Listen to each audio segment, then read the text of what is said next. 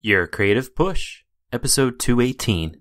The way images are presented in the media has always really kind of irked me and really made me feel frustrated that the perspective we take and what we deem as newsworthy always seems to come from a very fearful, negative perspective. Probably is a combination of bad habits, and it was that horrid election cycle last year in the news, and I was listening to a lot of podcasts, and I was kind of getting sucked into things that were kind of taking my creative energies away from me.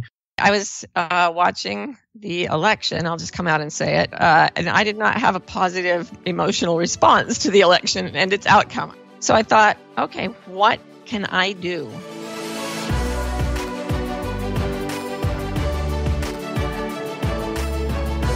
What is up, everybody, and welcome to Your Creative Push, the podcast that pushes you to pursue your creative passions. I am your host, Youngman Brown, and in the past few months, there have been many mentions of people kind of being perturbed by the world around them, and namely the election and the new president of the United States. When you get into politics, you are more than likely going to get into debates.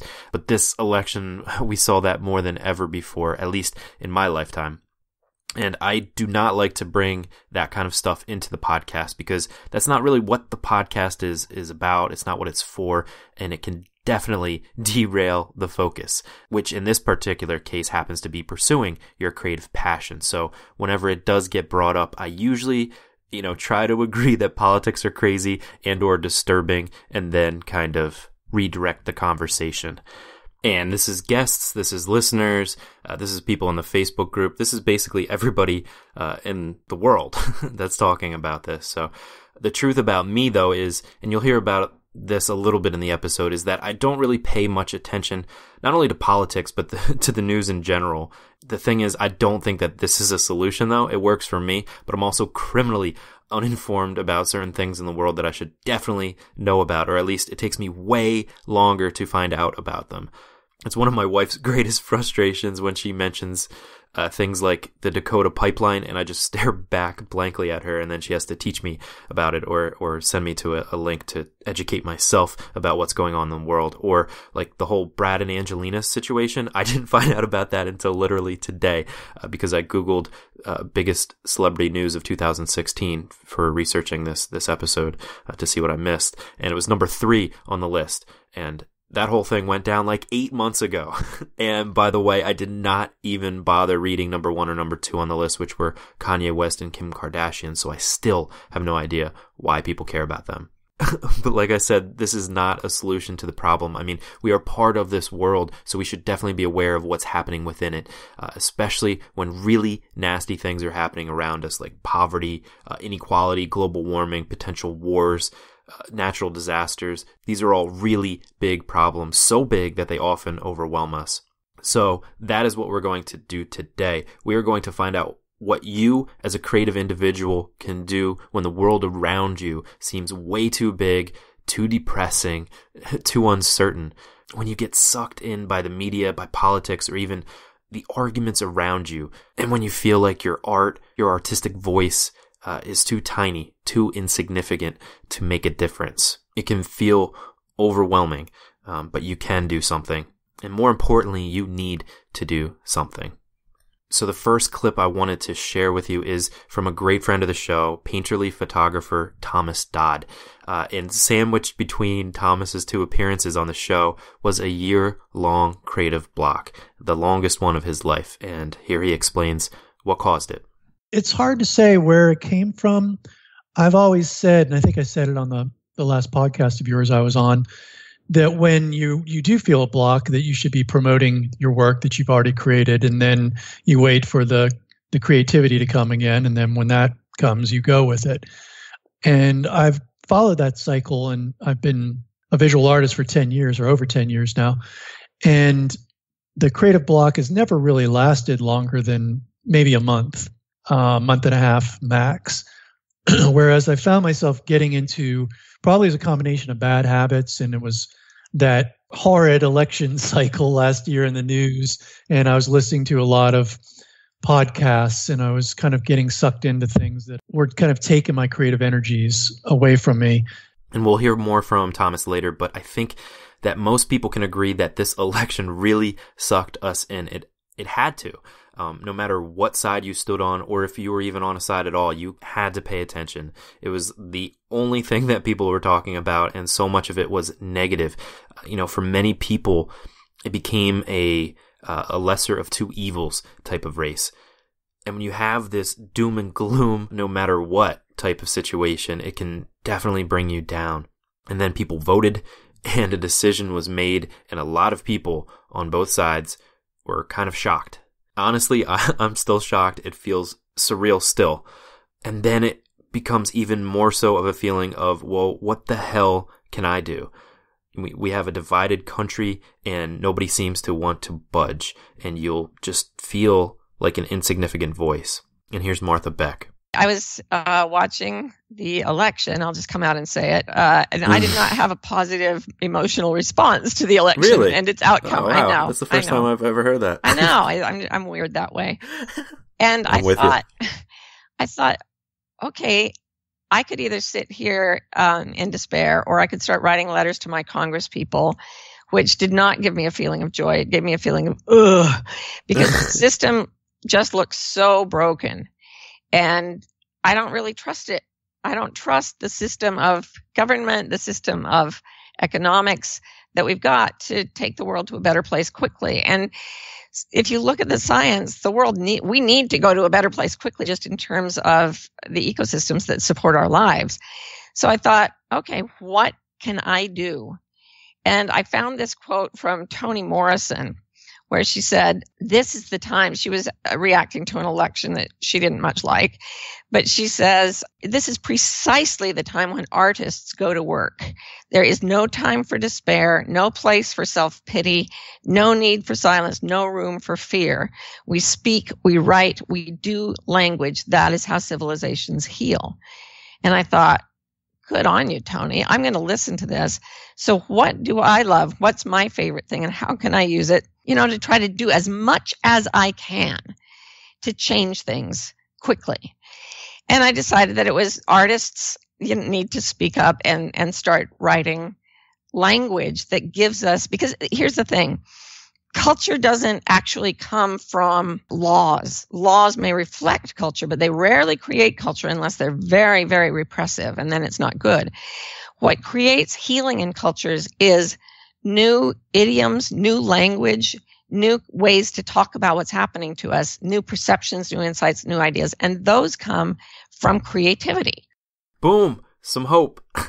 And Martha is so right that the laws that come from the top always start at the bottom with the masses, the people, us, you and me. We are the ones who create culture, and especially you as a creative person. We need you to put your voice out there and to create that new culture, or to help to start to create that new culture that you want to see, to say how you feel in the way that only you can. And I know it seems impossible when the people around you might be stubborn in one way or another, and no matter what you say to them, they are steadfast in their beliefs, in their ways. But that is why a simple debate doesn't always work. Sometimes it takes a secret weapon, which is your art. Here's Thomas again. I saw a lot of really great artists who would always constantly be posting their own artwork or maybe other people's artwork, and they were constantly fixated and focused on art. So I had a great news feed, and then all of a sudden, that election cycle came, and then it more and more hysteria started coming in, and more just people talking about politics. And then, it got to a point where I was like, wow, I'm really sick of seeing this. And it's making me feel really negative and agitated. So I would start to unfollow people that would do those posts, and I unfollowed quite a lot of people. And then it's like I curated my newsfeed. All of a sudden, like, new people came in to replace those old folks, and I had a lot of people posting, great, my newsfeed looks great now. I've got so many great images that are going down it constantly, and that's what I constantly look for. I like to have a steady diet of really good art, And it's very inspiring to see what other people are creating and see great images constantly. And I'm just hoping that some of my artist friends that got sucked into the whole political thing, that they'll kind of come to that realization. Maybe the best way to reach people is by posting my artwork, or maybe doing a series about how you feel about the current climate.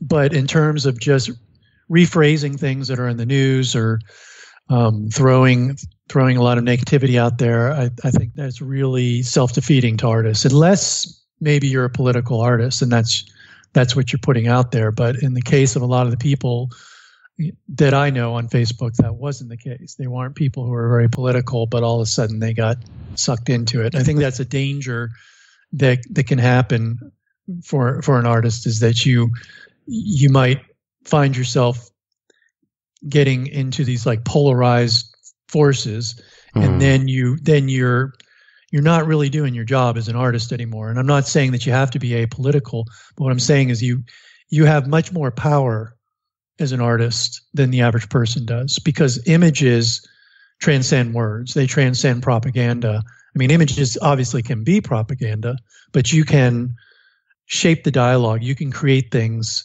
in an image that are much more subtle, and they kind of bypass people's conscious reactions. And whereas if you make a political post and you say, I hate this person or I love this person, then instantly you're going to have a polarized response to that, because you've got the way things are now. We have a political left and a political right that are just very polarized. There's no common ground. Whereas with an image, you can make people on both sides think a bit and maybe even find common ground that way. So that's the kind of thing that really interests me. And I do like political art, and I do like imagery that has a point of view that's maybe just beyond eye candy. But again, I just would love to see more of my artist friends that have been so drawn into politics maybe apply that more into their work, and then less into reposting stuff that they've seen in the media. Images transcend words. They transcend propaganda. And I know Thomas would agree that any type of creative output can transcend propaganda. And I like that word that he used. You can bypass people's conscious reactions and you can shape the conversation.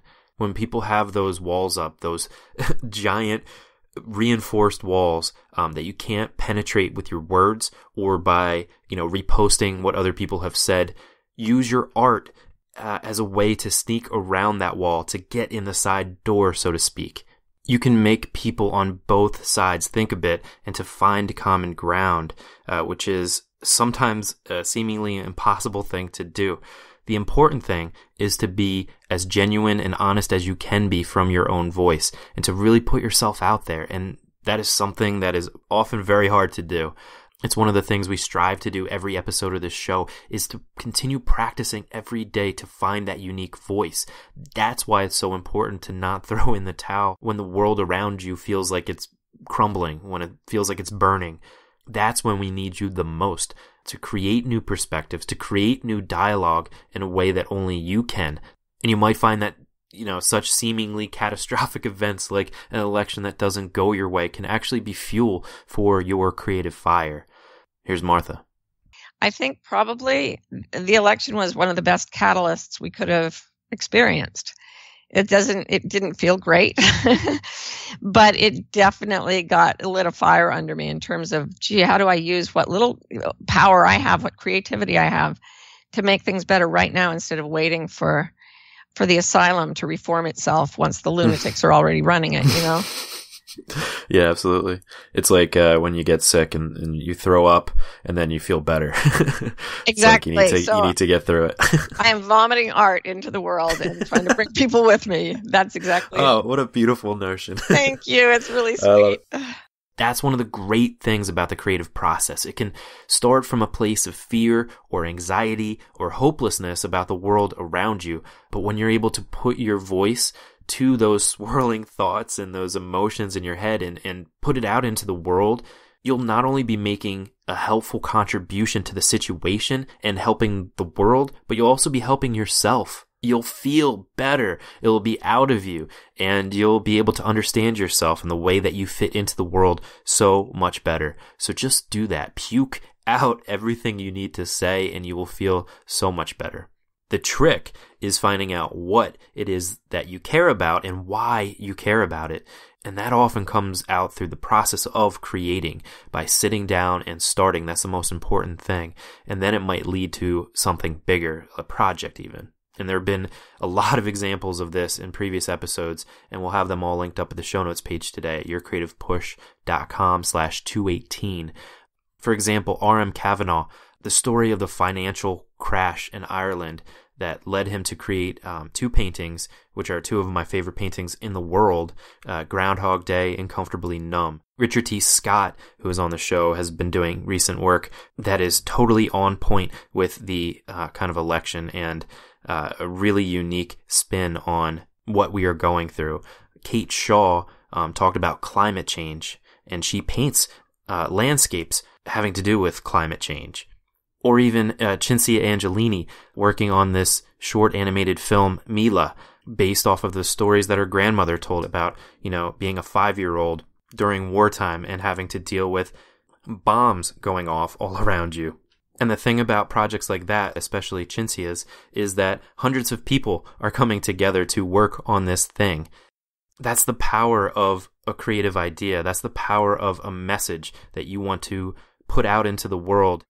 Hundreds of people just working on this one short film. It makes me think of like productions like plays like Les Mis or Hamilton. Talented people coming together, many of them behind the scenes, to put on a show, to create entertainment for people that will hopefully inspire them. And who knows what they will take from that inspiration to change the people around them.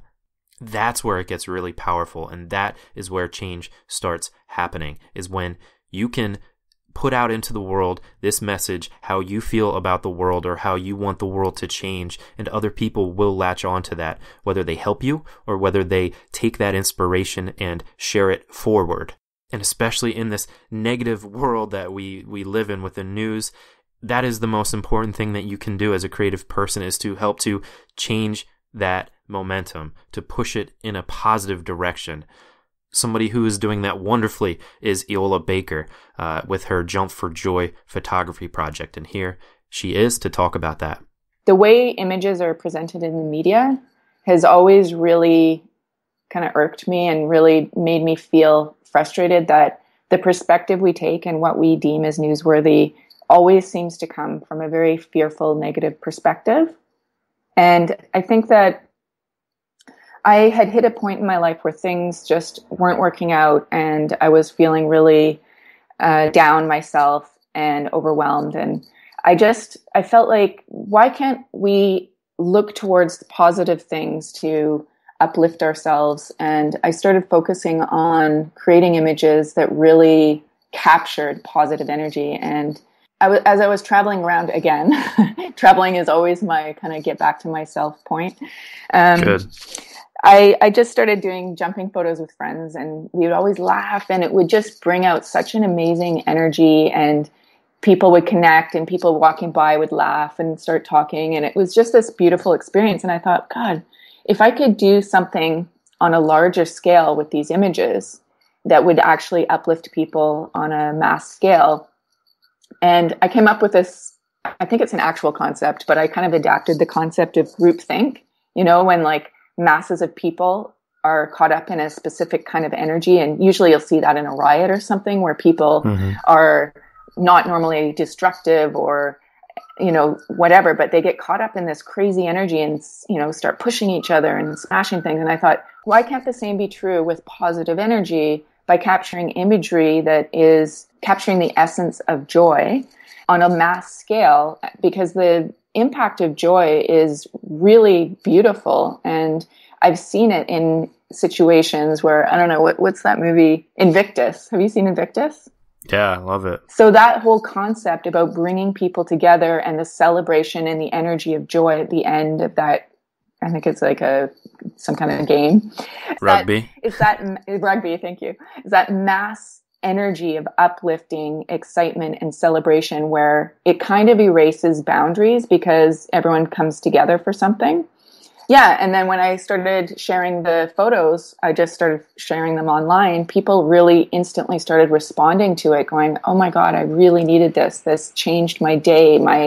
I feel uplifted." And the response was really positive. And I thought, God, this is something, I'm really onto something here.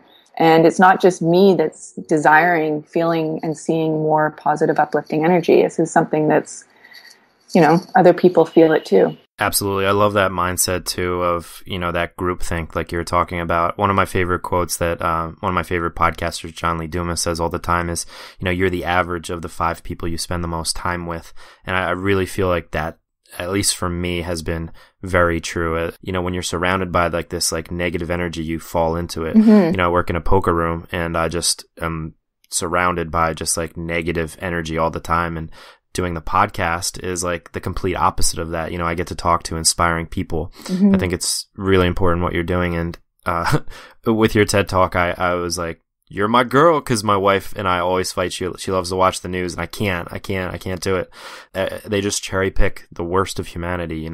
Even if they run out of stories in Baltimore or something, they'll go across the country to where a couple other kids died somewhere. Mm-hmm. And it's like they just cherry pick those negative things and mm-hmm. put them out there. And there's like one positive story to every 50 stories. And I can't do it. So I just don't watch the news anymore. Well, it's interesting because if you think about, what news was intended for, it's informing people of things. But who decides, that death is more newsworthy than life?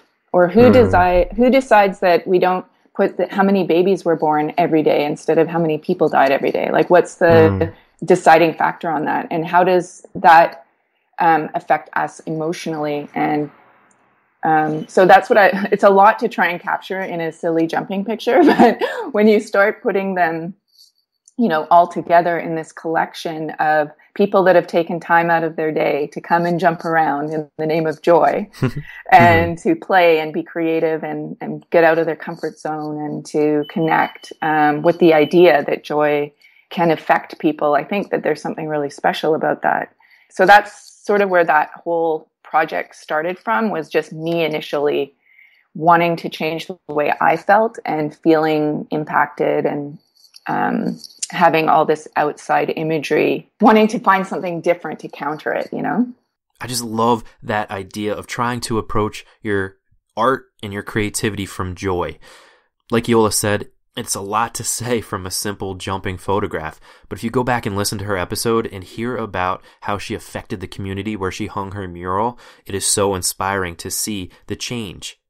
It's all about coming from a place of joy or a place of love and trying to start from there, especially when you were trying to see the other side instead of just hearing their words and shaking your head no because you automatically don't agree with that. Try to understand why they feel that way. And this is not just with politics, this is with anything. This is just with a life, approaching people and trying to walk a mile in their shoes. Because if you lived every single moment from their birth until this moment right now that they are talking to you or they are saying something on the internet, you would have done the exact same thing because you would have had the exact same experiences that they had throughout their life. Try to remember that as you approach your conversation with your art. Try to portray where you've come from to show that. Because when we understand each other is when we can really come together and change culture. Take some magic mushrooms if you have to. I promise it will help. But it is so important to understand each other and to come from that place of love. That is the universal language and the way to truly get through to somebody, because it's something we all understand. Not just understand, but something that we all want. We all need it. We need love. And there's nobody better than Peter Draw to build on that point. Do it with the right intention of beginning it with love. Then with that, I think the future, we are all building it together. In US and Singapore, we are all linked. We are only as good as the people around us. As a country, we are only as good as the countries around us. As a friend, we are only as good as the friends around us. We are all interconnected, interlinked, right? With this said, I think together, if all of us, this generation, we can all start building and doing whatever we are doing right now. Just begin it with love. Don't do it out of revenge. Don't do it out of ego. Don't do it out of, like showing off or comparison to other people. All these things are artificial and it don't really matter. Right? 10 years later, you're going to laugh at yourself. Why am I doing all this hard work because of this stupid reason? Begin it with love. Start it with love. Begin with love. First, love. And I think the future we are all collectively building together for our children, for your grandchildren, for my grandchildren, is going to be one that is worth sharing and talk about. And I think that's what's really important. It's good that we are all self-aware that sometimes we forget that. And that's a very good first step. Just don't make it all the time, right? That we forget about all these important things. So once we are aware that sometimes we forget, just make it more regular that we remember to begin with love. Don't have to, change people's mind immediately, entirely, to make a big decision to change your life. I don't think that's how the world works. Just slowly, one step at a time, right? We do as much as we can to inspire and change people around us and be the most patient person to wait it out. Nobody is going to be foolish forever. Nobody is going to be blind to all this love and kindness around them forever. Different people just need more time. So just have the patience to wait it out. At the same time, do as much as we can to influence them. A little bit, one step at a time. I think that's how it works. Like I said, nobody better than Peter Draw to talk about that, starting from love. And when you do start with love, that is when you can start to change the world. That's when you can start to really affect people with what you create. And you need to create. We need you to create. I truly believe that that is our purpose. It's not to just be a cog in the machine that clocks in and clocks out every day and continues through this factory of life. And I'm not just talking about clocking in and out of your job. I'm talking about going through the steps of life, just getting through the day, making sure to take care of all the daily tasks that are required to be a human being living in this society. And I always use that analogy of going down the river of life, or rather the river of society. Society tells you to go to school, to get good grades, and then go to more school, and then get a piece of paper that proves that you went to school, and then get a job, preferably one that requires that piece of paper. But if it doesn't require that piece of paper, that's okay too, as long as you've got a job. And then work, and then work, and then work, and make money and get sucked deeper and deeper into that river as you struggle to pay off all the money that it cost you to get that piece of paper, and then continue to work to pay off all the other bills and make sure that you vote every 4 years so that you can make sure that this river is flowing in the right direction. And don't forget to pay your taxes, and don't forget to feed the kids, and don't forget to watch the news so that you can be afraid of the world around you. And whatever you do, don't forget how busy you are and how you don't have any time to put towards your creative passion. You want to be a painter? How do you expect to make money with that? You want to be a writer? Okay, Shakespeare, are you going to change the world with your words? But the thing is, yes, you are going to change the world with your words. And yes, you are going to change the world with your painting. With whatever outlet you are able to use, whatever kind of creative passion that you are able to get yourself out there with. Because as a creative person, you have a unique ability to be able to express yourself in ways that other people can't. Or at least in ways that other people haven't gotten around to even trying, because they are being sucked down that river and they are barely able to stay afloat. The easy way to feel like you're participating in culture, in society, is by getting enraged by something that you see in the news or by something that someone else says, and then offering your own opinion back, either to that person or into the ether that is social media, and seeing if it triggers that person to respond, or anyone else really to respond, and going back and forth like this in a kind of ping pong match against a brick wall, to see if you can knock down that brick wall, but you can't. The way to make a difference is to find your way out of that river. I'm not even talking about long term here, like getting out of like the flow of society and just being like an artist living in the woods. I'm not talking about that. I'm talking about short term. I'm talking about for an hour, just getting out of the river. It's super easy to do. Just relax and take time to get to your creative passion, whatever your creative passion is, and to express yourself and to get your feelings out in that way, and to figure out how you actually feel by taking that fear and that uncertainty about the world around you and create something that only you can. And if you can do this just a little bit every day, you'll be able to contribute to the conversation, contribute to society, contribute to the world, to the universe in a much more effective way. Yes, it seems like a small way, but it's really huge, because you'll be able to have a much better view of the river from the shore. You can watch all of the people being swept by as they're struggling to stay afloat, screaming their opinions. And you can hold up your painting, your drawing, or your photographs and see if they want to get out of the water to get a better look. Like Peter said, love first. Hold out a branch and let them grab on. And when they get out, put headphones on them so they can listen to the song you just created, or sing to them, or sit them in a chair so that they can read what you just wrote. Whatever it is that you do, share it with them, because that is the way that you can show people what you really think, and to actually get their attention so that they understand what you think, just like you try to understand what they think. Because if you started with love, you can't go wrong. And I know that it's not as clear-cut as this river analogy. It's not as easy as just pulling somebody out of a river and you can see the effect that you have on them, or the effect that your art has on them. And I know that not knowing that adds to that problem, that feeling that you're too insignificant to change the world. But here's Peter Draw again to hopefully steer you back in the right direction. The one thing I always say to a lot of people, and one thing that's really out of my control, is that a lot of people are not doing enough things to change the world because a part of them believe that they can't really do much to change the lives of people around them or the entire world, right? But I choose to be bothered by that. And this is the one thing that gets me up at night. I have a friend, his name is Axton. So he travels a lot from Indonesia, Singapore, sometimes to other countries.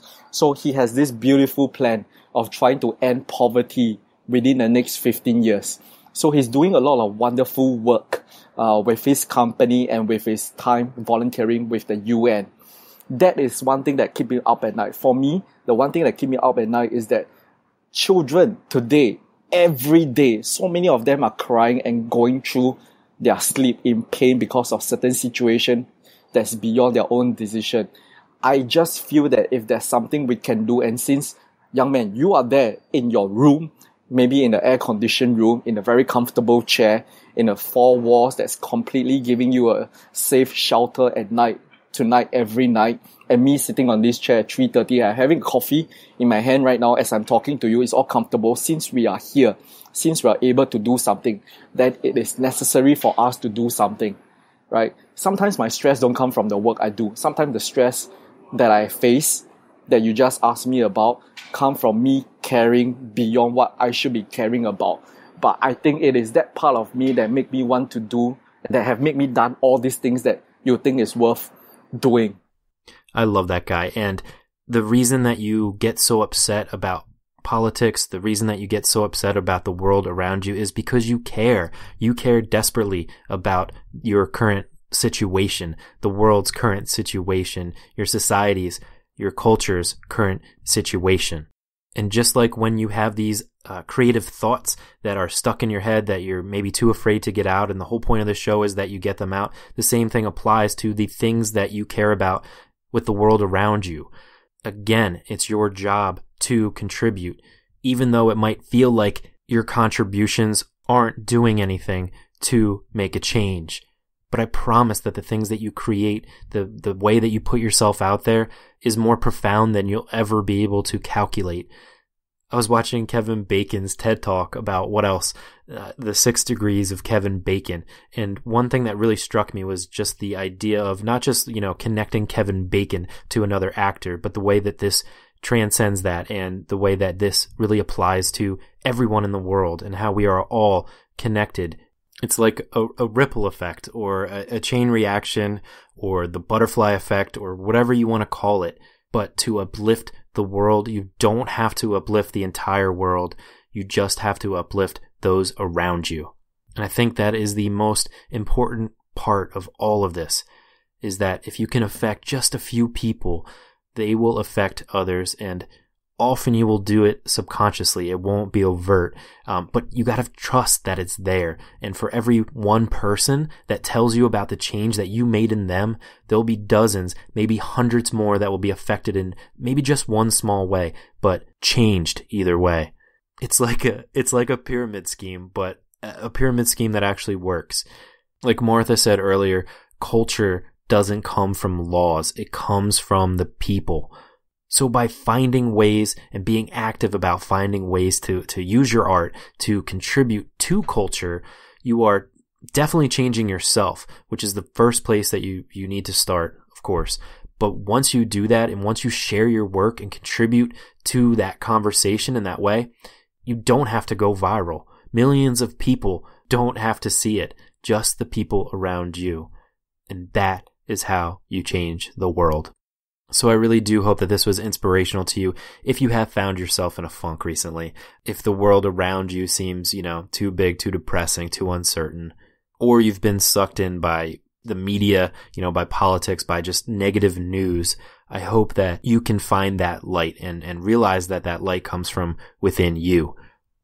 Wow, even as that was coming out of my lips, I was like, wow, this is way too woo-woo, even for me. But what I mean is that you have the power to change the world around you. You really do. Even if it is just changing what you tune into, even if it is, like Thomas did, changing who you pay attention to and where you spend your time, to stop getting in arguments with people about politics that in the long run aren't really going to do anything for anyone except for get people angry. Instead, find a way to get in that back door, that side door, because you are not going to tear that wall down. You need to infiltrate, and the way to do that is to really put yourself out there, to be vulnerable, to figure out why you feel the way you do about the world, and to express that in the most honest way that you possibly can. You are the one that creates culture, so damn it, go and create culture. I love you all. Have a wonderful, productive weekend. And if you need the push again, we will be here for you next week. Bye. Never miss a push. Head to yourcreativepush.com/subscribe to find the easiest way for you to subscribe to the podcast.